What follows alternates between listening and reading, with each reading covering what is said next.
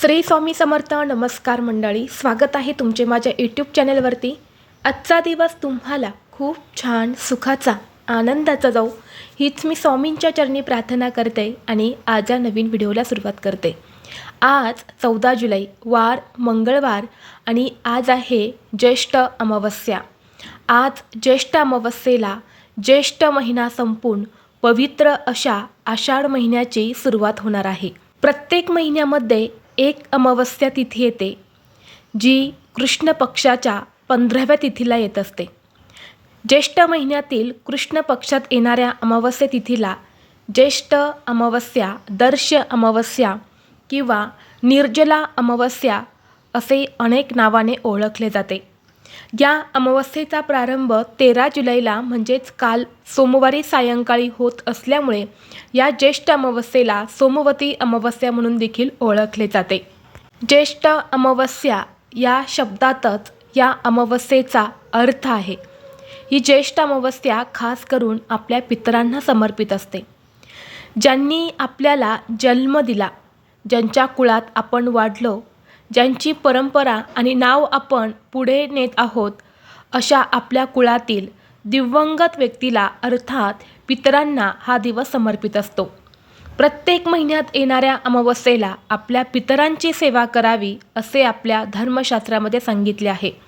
परंतु प्रत्येक अमावस्येला ते शक्य होत नाही आणि म्हणून किमान ज्येष्ठ अमावस्येला तरी आपल्या पितरांची पूजा आवर्जून करावी.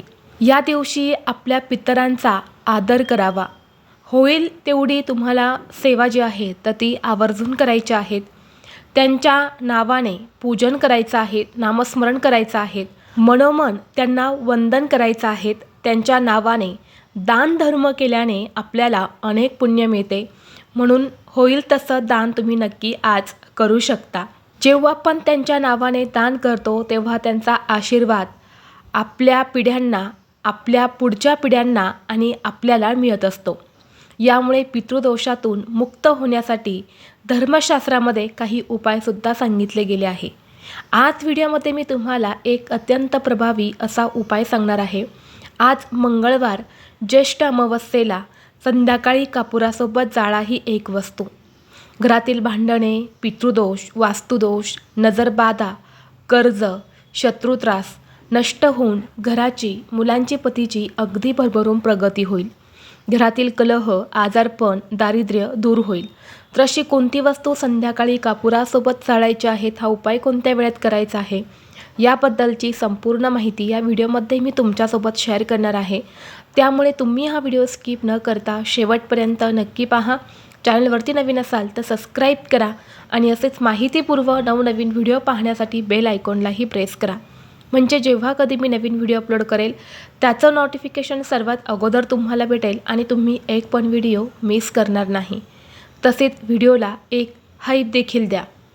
आज या व्हिडिओमध्ये मी तुम्हाला जो उपाय सांगणार आहे तर हा उपाय आपल्याला आज मंगळवारी संध्याकाळी करायचा आहे.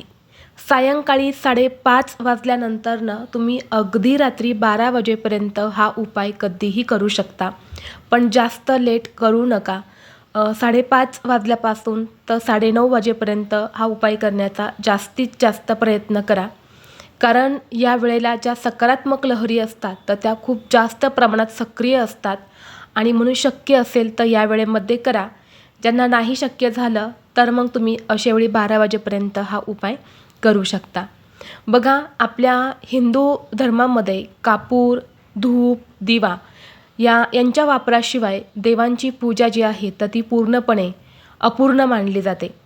त्यामुळे या गोष्टींना आपल्या हिंदू धर्मात खूप महत्त्व आहे आणि अमावस्येचा दिवस हा आपल्या पितरांना समर्पित असतो आणि या दिवशी आपल्या घरात हा उपाय केल्याने पितरांना तृप्ती मिळते आणि पितृदोषातून मुक्ती मिळते. तसेच हा उपाय आपल्या घरात केल्याने घरातील नकारात्मक स्पंदने दूर करून ग्रहदोषांची तीव्रता कमी करण्यासाठी हा उपाय अमावस्येच्या तिथीवर करणे अत्यंत फलदायी मानले गेले आहे.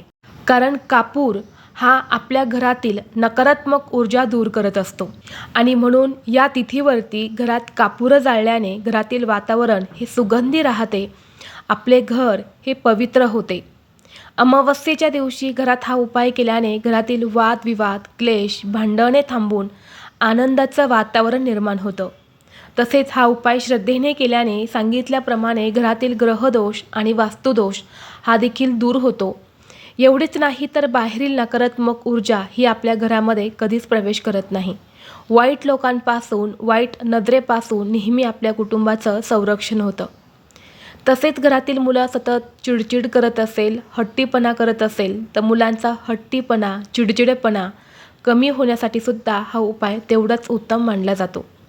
जर तुमच्या घरात नेहमी वातावरण तंग राहत असेल, घरात सतत भांडण, क्लेश होत असतील, आपल्या कुटुंबातील सदस्यांचे मन हे नेहमी अस्वस्थ, बेचैन होत असेल तर तुम्ही हा उपाय आज संध्याकाळी नक्की करा.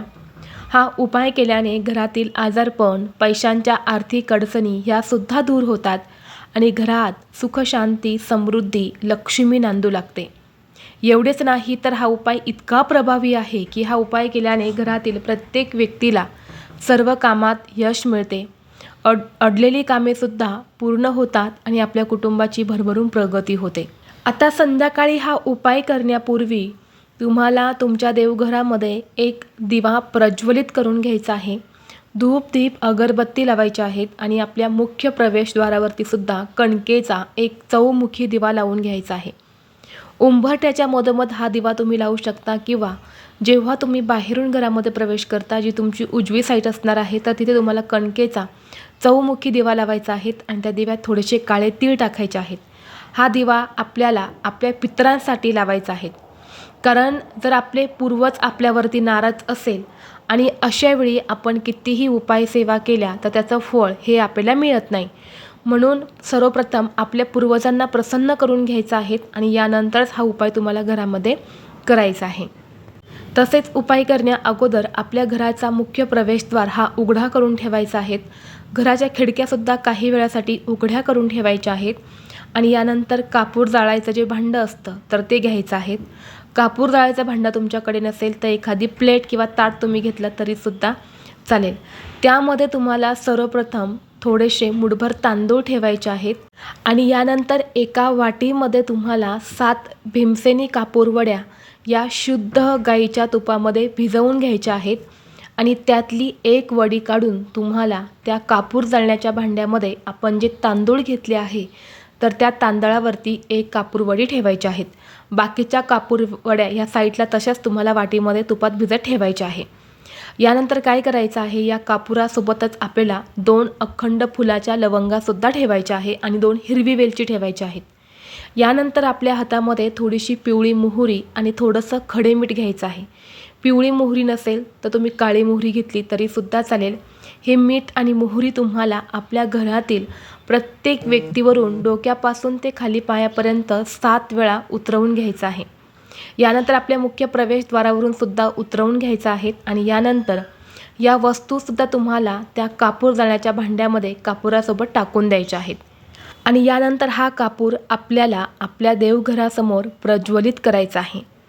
कापूर प्रज्वलित केल्यानंतर तुम्हाला श्री स्वामी समर्थ, श्री स्वामी समर्थ या मंत्राचा जप करायचा आहे किंवा श्री गुरुदेव दत्त, श्री गुरुदेव दत्त या मंत्राचा जपसुद्धा तुम्ही करू शकता.